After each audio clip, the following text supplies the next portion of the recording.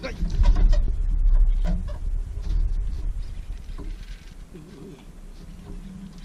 ู่ไหมอยู่ดีก็เบรกไหลลื่นเลย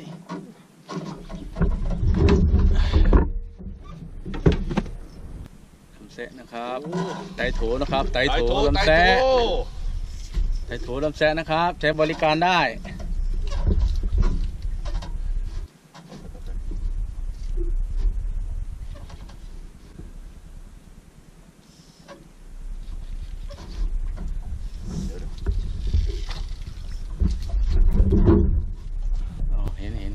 เห็นนักคันอ่ะ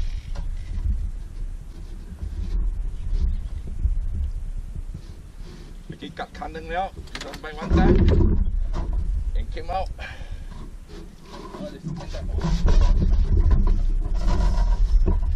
ปก่อนแล้วใหญ่ตักก่อนมาตักก่อน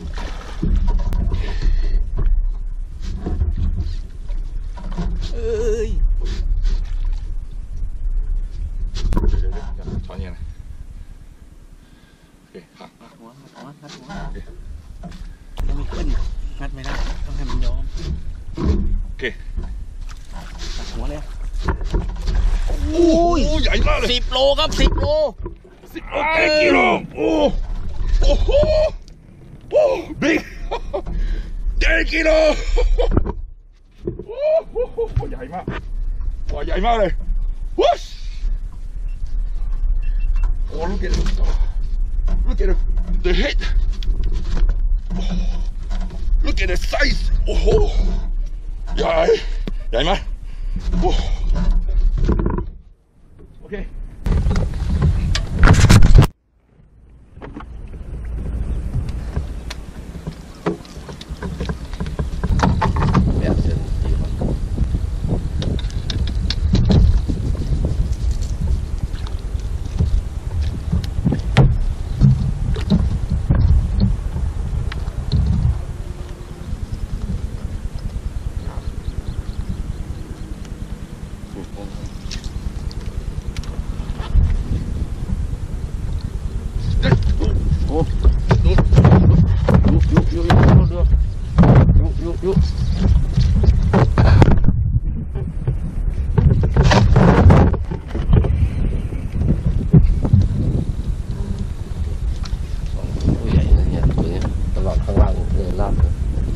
ข้างล่างมีใหญ่ลาบเลยระวังใส่ขึ้นไปหรือเปล่า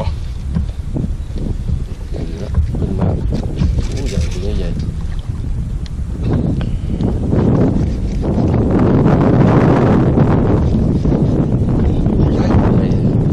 ไหนพี่อ่ะระวังแรงเยอะจริงนะปืดโอ้ยใหญ่ตัวนี้เป็นโลแรงเยอะอยู่นะ2 ไม้เองเนี่ย3 ไม้เองว่าตายตัวโอ้โหใหญ่เลยเนี่ย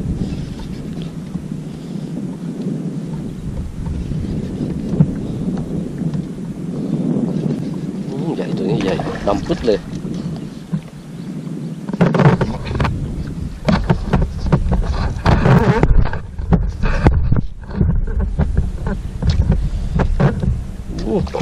ใหญ่ตัวนี้มีวิ่งไหมใหญ่โลเ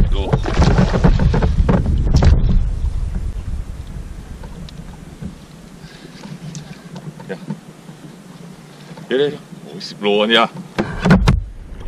ใหญ่ปะใหญ่มากขึ้นมา10 กิโล10 โลเนี่ยดูสิตะโกนหัวมาเลยโอ้โห10 โลได้10 โล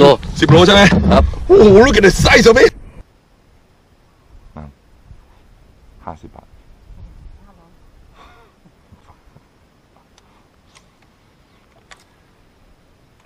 ได้นั่นเดี๋ยวก่อนเอาขั้นไปนั่นจะเก็บของเอ้ยใช่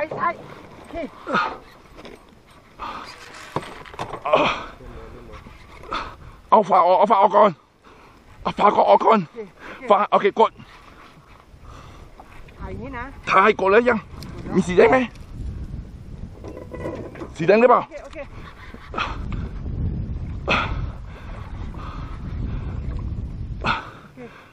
ไม่กดอีกทีนึงปิดแล้วไม่กูปิดแล้วกดโอเคพอ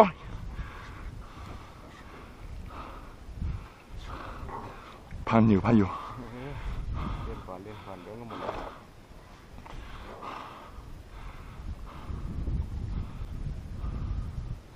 ไม่กูดูจอสิคือจอก็พอโอเคดูจอดูระวังคันเด้อคันไปหา โอ้โหใหญ่อย่าชนไม่คือชนดูตัวพองพออย่างเดียว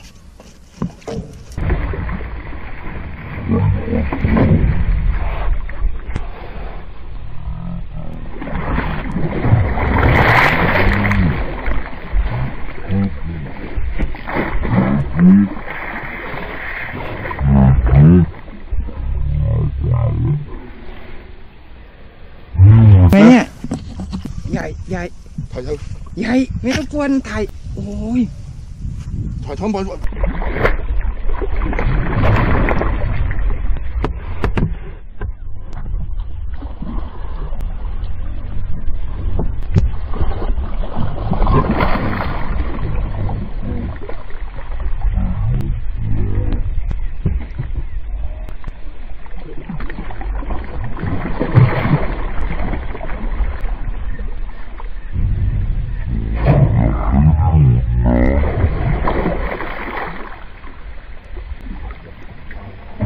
มันกอดโอ้10 โล 12 โล